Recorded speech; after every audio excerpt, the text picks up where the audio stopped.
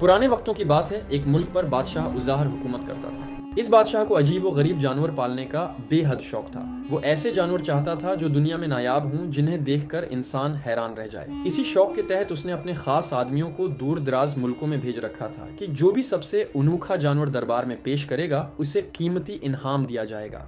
लोग वाकई दुनिया भर से अजीब जानवर लाते और बादशाह खुश होकर इनाम देता। महल का एक हिस्सा उन्हीं जानवरों के लिए मखसूस था। एक दिन बादशाह अपने ख्वाबगाह की तरफ जा ही रहा था कि एक सिपाही ने खबर दी, बादशाह सलामत, एक बूढ़ी औरत एक अजीब कुत्ता लेकर आई है और कहती है उसमें खास सलाहियतें हैं। बादशाह ने उसे फौरन दरबार में बुलाया। बूढ़ी औरत दरबार में दाखिल हुई। उसके साथ एक अजीब शक्ल का किता था, छोटे कान, मड़ी हुई दम।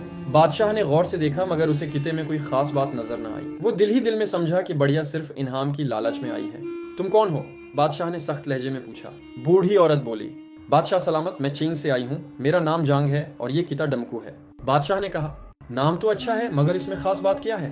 बूढ़ी औरत ने संजीदगी से जवाब दिया, बादशाह सलामत, ये किता इंसानों की जबान में बात कर सकता है। बादशाह हंस पड़ा मगर इसी लम्हे डमकू बोला, बादशाह सलामत, ये सच कह रही है, अल्लाह ने मुझे बोलने की ताकत दी है। दरबार में सुनाटा छा गया।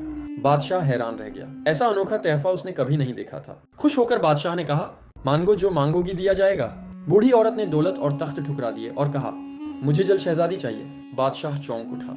जल शहजादी? वो कौन थी? बूढ़ी औरत ने बताया कि शमाल में एक झील है जहां पानियों की शहजादी रहती है जो तमाम समंदरी मखलूक की हाकिम है। बादशाह ने इनकार किया मगर जांग ने चालाकी से कहा कि अगर डमकू को कश्ती में ले जाया जाए तो जल शहजादी खुद जाहिर हो जाएगी।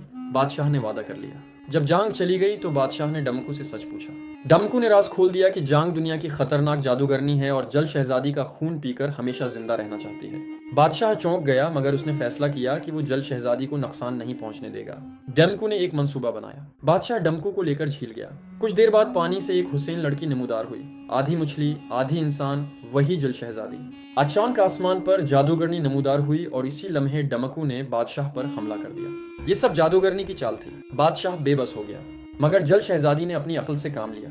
उसने जंगल के खास सफेद फूलों से बादशाह को बचाया जो जहर को जज्ब कर लेते थे। फिर जल शहजादी ने बताया कि जादूगरनी की ताकत उसके निचले दानत में है। जब जादूगरनी वापस आई तो बादशाह ने आखिरी हिम्मत करके खिंजर से उसका दानत तोड़ दिया। एक चीख और जादूगरनी राख बन गई। सब खतरा खत्म हो चुका था।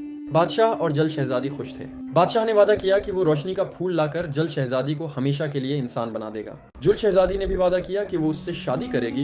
यूं अक्ल, हिम्मत और नेकी ने बुराई को शिकस्त दे दी। और जल शहजादी और बादशाह अजहर की अक्ल, हिम्मत और सच्चाई ने आपके दिल को छू लिया हो तो वीडियो को जरूर लाइक करें। ऐसी ही प्रासरार, सबक आमोज और रूह को छू लेने वाली कहानियों के लिए हमारे चैनल पोशीदा दास्तान को अभी सब्सक्राइब करें और बेल आइकन दबाना ना भूलें ताकि कोई भी नई दास्तान आपसे पोशीदा ना रहे। कमेंट में जरूर बताएं आपको इस कहानी का कौन सा किरदार सबसे ज्यादा पसंद आया, बादशाह अजहर, जल शहजादी या ये प्रासरार बोलने वाला कुत्ता। आपका एक लाइक, एक कमेंट और एक सब्सक्राइब हमें मजीद ऐसी ही यादगार दास्तानें लाने का हौसला देता है।